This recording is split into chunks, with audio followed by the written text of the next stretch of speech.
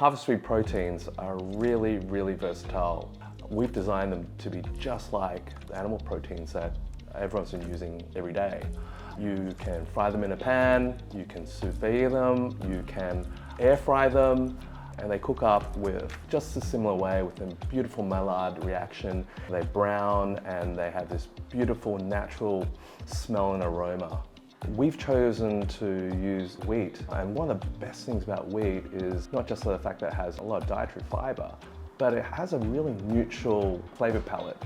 So unlike other plant-based products which use pea or maybe soy, you have a really neutral note that comes with it. It allows food creators to flavor their products really easily without having to mask those underlying notes that other plant proteins bring.